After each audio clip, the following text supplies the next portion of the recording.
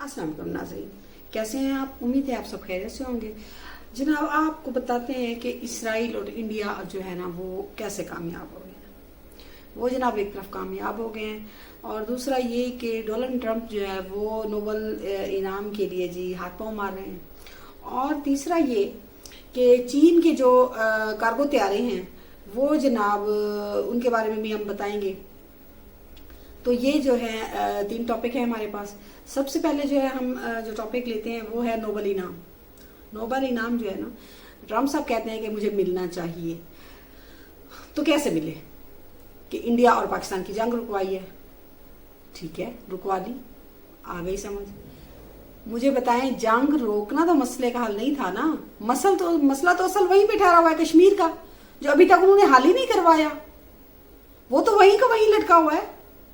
और भाई, नोबेल इनाम के हकदार तब होते डोनाल्ड ट्रंप साहब जब वो फलस्तीन का मसला हल करवाते, गजा में जंग बंदी करवाते, यूक्रेन में जंग बंदी करवाते, जब वो पाकिस्तान का मसला जो कश्मीर है पाकिस्तान और इंडिया के दरमियान उसको हल करवाते, जब ईरान और इसराइल की जंग रुकवाते, तब नोबेल इनाम के हकदार यकीनन वो होते।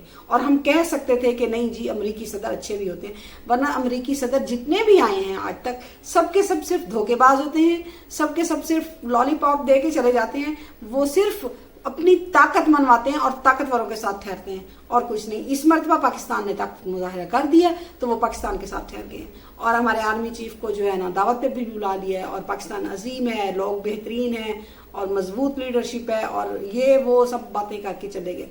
और मशरक़ वस्ता को हम अजीम बनाएंगे, अरब बड़े अजीम है, ये सब अच्छी अच्छी बातें करके चले गए और खुद समझते हैं कि मैं नोबेल इनाम का हकदार हो गया। तो हकदार नहीं है अभी, मुझे नहीं लगता। पाकिस्तान ने भी जो नॉमिनेट कर दिया जी उन्हें कि हाँ जी हम भी नॉमिनेट करते हैं कि वो हकदार हैं।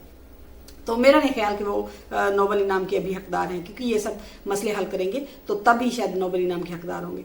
दूसरी बात पे आते हैं जी जनाब, चीन जो है, चीन के ये जो फॉक्स न्यूज़ है उसकी खबर है कि फॉक्स न्यूज़ कह रहा है कि जो है ना चीन के 3 कार्गो तैयारे जो है वो ईरानी सरहद के करीब आए तो वो रडार से गायब हो गए।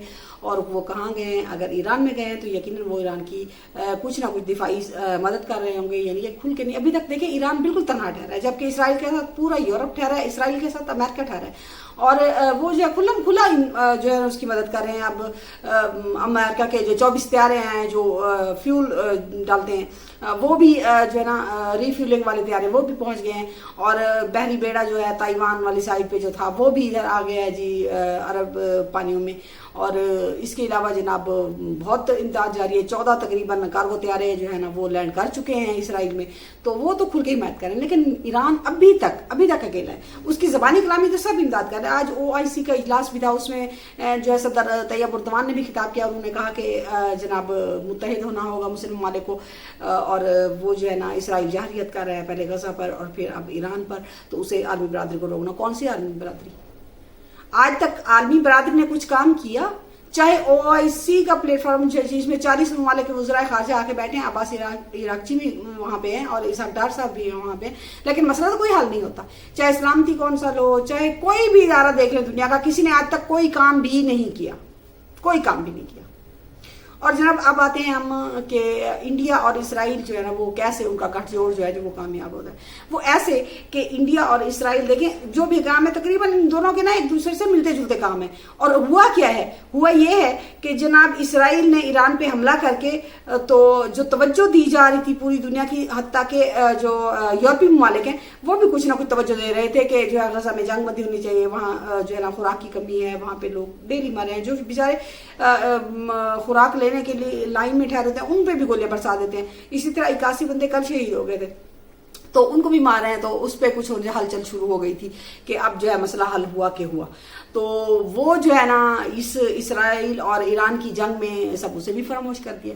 और दूसरा ये कि मसला कश्मीर, जो कि पाकिस्तानी बड़े खुश हो रहे थे ना कि अब मसला कश्मीर हल हुआ, ट्रंप ने जनाब ये कह दिया, ट्रंप ने वो कह दिया, सब बातें ईरान जो है ना ट्रंप ने कर दी, मसला कश्मीर अब हल होगा इंशाल्लाह, और ये कुछ ना कुछ उजागर हुआ है, तो उस पर भी मट्टी पड़ गई है। वो कैसे? वो ऐसे कि ये ईरान और इसराइल की जंग हुई है तो उसको भी बुला बैठे हैं। اور اب جو ہے نا سارے لوگ یہی کہہ رہے ہیں کہ جی اسرائیل اور ایران کی، اب یہ جو ہے نا یہ نیا شوشہ چھوڑنا ہے اسی طرح. اس لیے میں کہہ رہی ہوں کہ بھئی اسرائیل بھی اپنے گھنونے جو ہے نا جرم میں کامیاب ہو گیا، اور انڈیا بھی چپ ہو گیا. انڈیا تو ویسے ہے ہی ڈھیٹ بیٹ، چاہے جتنی بھی اسے لان تان کر لو، چاہے جتنا بھی کچھ کہہ لو، وہ ٹس سے مس نہیں، وہ ڈھیٹ قوم ہے. مجھے لگتا ہے یہ مودی جو ہے نا یہ شیطان ہے، پورا شیطان ہے. اسرائیل بھی اس طرح، یہ دونوں جو ہے نا ایک ہی سکے کا دو رخ ہیں. مجھے تو لگتا ہے ایسا. آپ کو لگتا ہے کیسا؟ بتائیے گا ضرور، کامنٹس کیجئے گا، اور چینل اچھا لگے تو سبسکرائب کیجئے گا. اللہ حافظ.